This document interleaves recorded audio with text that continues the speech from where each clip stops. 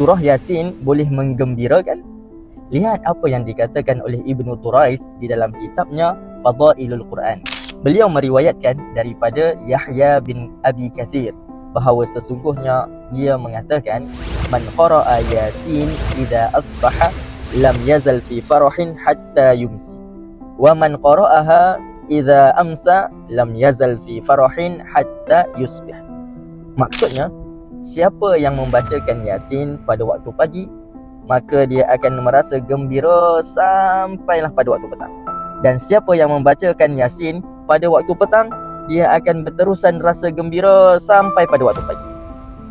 Kemudian dia berkata, akhbarana man jarraba dzalik, telah menceritakan kepada kami, iaitu perkara itu, oleh orang yang telah mencubanya.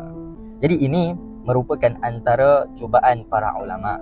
Bukanlah ia daripada hadis dan bukanlah ia daripada Al-Quran. Maksudnya amalan ini untuk mendapatkan rasa gembira, ini adalah percubaan di kalangan para ulama. Bila mereka mencubanya dan mereka mendapatkan natijah yang sama. Tidak haram dan tidak mengapa untuk kita menggunakan cara ini. Seperti mana bila mana orang sakit, orang demam ataupun sakit kepala, dikatakan kepadanya makanlah Panadol.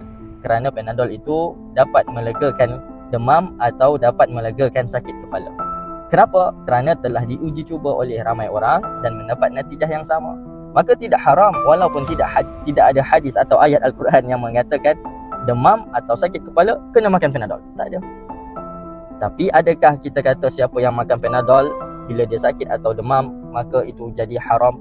Tidak. Begitu juga di sini, orang yang dia membacakan surah Yasin untuk mendapatkan hati yang gembira pada waktu pagi dan petang, tidaklah haram walaupun tak dinyatakan dalam hadis. Oleh kerana perkara ini hanyalah cubaan oleh ramai orang dan mendapatkan natijah yang sama. Allah Subhanahu wa taala a'lam wa ahkam. Moga-moga kita dijadikan oleh Allah orang-orang yang gembira di hari, orang-orang yang gembira di dunia dan di akhirat yang berkekalan, insya-Allah.